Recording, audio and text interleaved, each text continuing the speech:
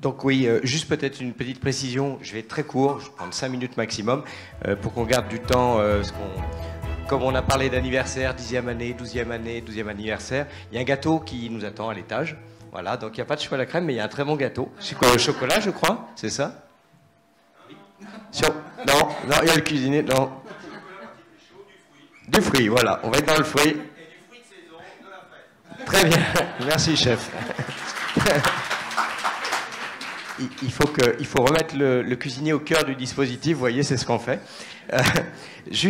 Déjà, pour rebondir sur une chose qui est le principe de ces journées d'échange,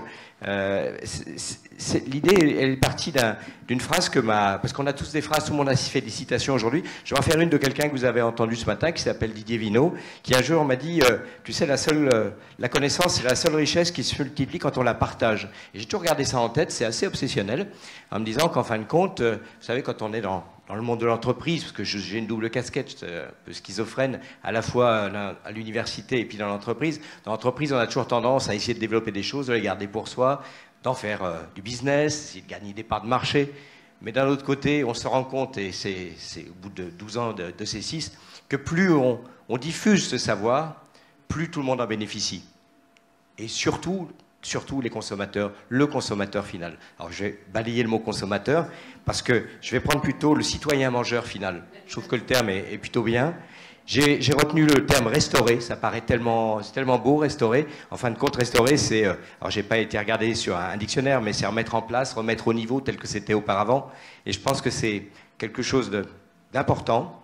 Alors on a parlé, je dirais, on a évoqué les visages de la jeune fille et de la personne âgée, mais on a oublié, on n'a pas eu le temps de parler de la personne qui est au milieu, qui est atteinte de cancer. On aurait voulu en parler, on n'a pas eu le temps. Or, le cancer échappe un petit peu à tout ce qu'on a pu dire, parce que là, on n'est pas dans l'acceptation du vieillissement, on n'est pas dans une fatalité, on est dans un combat. Et comment l'alimentation peut se placer dans ce combat, ça sera peut-être un thème qu'il faudra qu'on creuse. Parce qu'il y a beaucoup de choses à faire. Hein. Il suffit d'aller dans quelques centres de lutte contre le cancer, quelques CHU, pour se rendre compte qu'il y a un désastre alimentaire à ce niveau-là.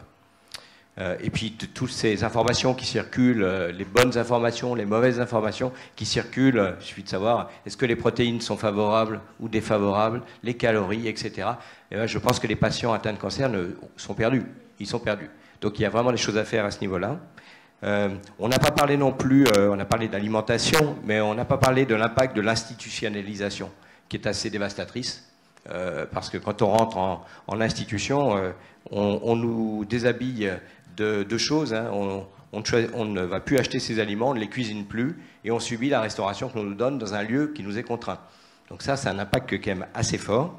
Alors pour terminer, pour donner une suite à cette dynamique, donc ce que l'on va faire, et très rapidement, c'est que, en s'appuyant sur des compétences, des expertises qu'on a pu voir aujourd'hui, c'est qu'on va venir enrichir les parcours du MIRCES et du DU avec certaines interventions. Donc on va faire vivre au cœur de l'enseignement universitaire des éléments qu'on aura pu voir aujourd'hui, très rapidement. On peut imaginer aussi de se revoir chaque année. Donc j'en avais parlé ce matin, mais je pense que ça a du sens. Donc on essaierait de voir comment faire. Et comme je vous disais, la prochaine fois, au mois de juin de l'année prochaine, c'est que c'est vous qui serez en scène pour dire qu'est-ce que vous avez fait vivre de ce qui a pu être évoqué, quelles idées vous avez pu faire vivre. On aura des retours de ce qui s'est passé sur la DAPI de la Loire, savoir ce qui a marché, ce qui a moins bien marché. Donc tous ces retours d'expérience qui sont importants parce que vous vous nourrissez de ces retours d'expérience. C'est ça après que vous amenez dans vos établissements et que vous faites vivre parce que vous avez dit les autres l'ont déjà fait, on va pouvoir le faire. Et puis, la notion d'un think tank, oui, c'est très à la mode, ça, je pense que c'est assez intéressant, c'est-à-dire de pouvoir peut-être régulièrement, sur des thèmes précis, de mener des réflexions avec des personnes volontaires qui ont participé à ce colloque et de se dire, on va se retrouver, peut-être ici ou ailleurs, et puis d'essayer de creuser un thème, d'en sortir peut-être des conclusions ou des tendances. Et puis, peut-être, et là, ce serait vraiment bien, mais je pense qu'il y a beaucoup de maturité dans les échanges qui font qu'on peut peut-être envisager de réfléchir à un thème d'innovation. Il y a de quoi faire. On a parlé des plus de 85 ans, par exemple. Bah, aujourd'hui, c'est quelque chose qui n'est pas du tout exploré. C'est peut-être le moment de l'explorer. Donc, voir ce qu'il est possible peut-être de faire. Et donc, à ce moment-là, on a les adresses de tous les invités et de tous les intervenants. On peut très bien voir s'il y a des initiatives, des envies de vouloir se lancer dans un programme innovant.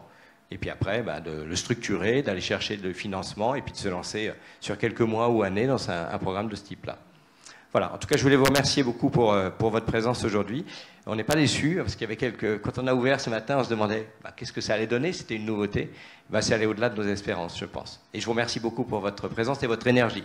Merci beaucoup.